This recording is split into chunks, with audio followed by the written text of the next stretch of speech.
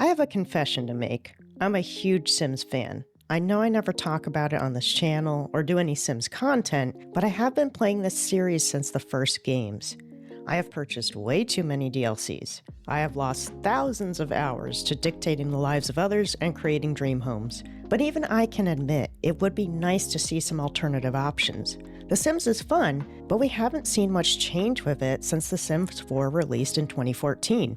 We've gotten a lot of DLC, but we haven't had a complete upgrade to the Sims franchise since Game 4's release. That's why I was so excited when I heard about two potential Sims competitors, Life by Me and INZOI. Unfortunately, Life by Me was canceled permanently. That made me concerned that INZOI might follow the same fate. But then an announcement came that INZOI would be entering early access as of March 27th, and hope was restored. Not to mention another Sims alternative that has flown under the radar for many, Paralives, which is supposed to enter early access sometime this year. Let's focus on INZOI for now. Why the excitement other than it being a Sims alternative? Well, firstly, this is by far the prettiest simulation game I've ever seen. If you're someone who loves to make characters that turn heads, you will be thrilled with the character creator. Glowing skin and glossy hair galore. But it's not just about the level of attractiveness you can give your characters. It's also that INZOI provides a level of realism in the graphics that we have never gotten in the Sims franchise, which has always been on the cartoony end of the spectrum.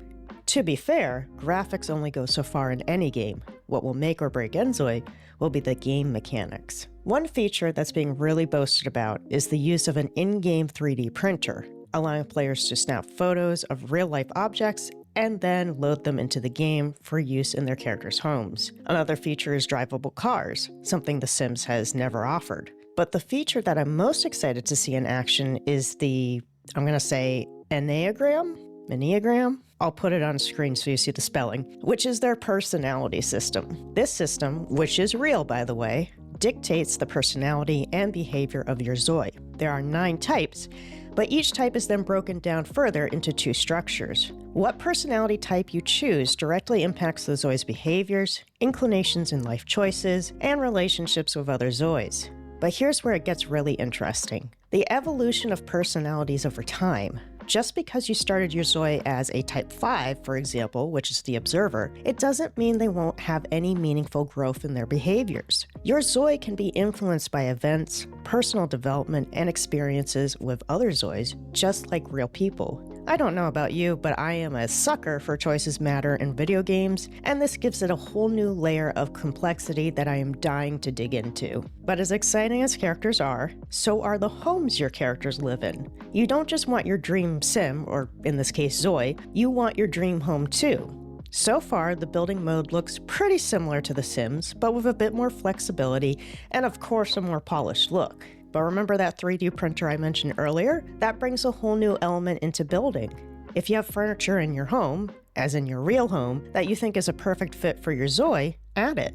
Another really cool touch here is that you aren't limited with colors like you are in The Sims. You know how when you select a wall option, like paint for example, you get a preset selection of colors to choose from? And in INZOI, you just choose whatever color you want from the color grid. And that may sound like a small change, but it can make a huge difference in creating your dream home. But here's a downside that we also run into in The Sims, building on a grid. You pretty much need to conform to 45-degree angles without using some workarounds, and the workarounds can cause some weird issues. It's not a huge deal, but it does take away some creative freedom. Okay, so what about the world the Zois live in? There will be 3 maps to choose from initially. Dowan, based on South Korea, Bliss Bay, based on the US, and Cahaya, based on Indonesia. The defining difference between The Sims and INZOI here is that INZOI boasts a fully open world. No need to hop back in a car that you can't drive and wait through a loading screen just to go from the museum to the nightclub.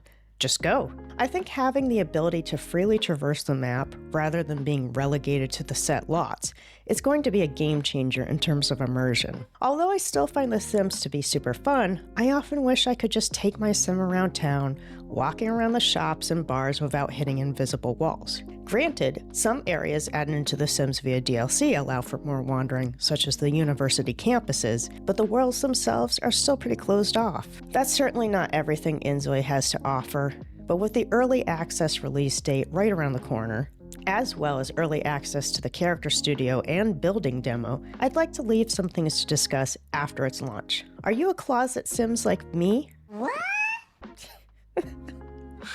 Is that a Freudian slip? Let me try that again. Are you a closet Sims fan like me, or do you wear your Sims fanaticism like a badge of honor? Either way, let me know in the comments what feature of INZOI you're excited for, and keep an eye out for more related content in the future.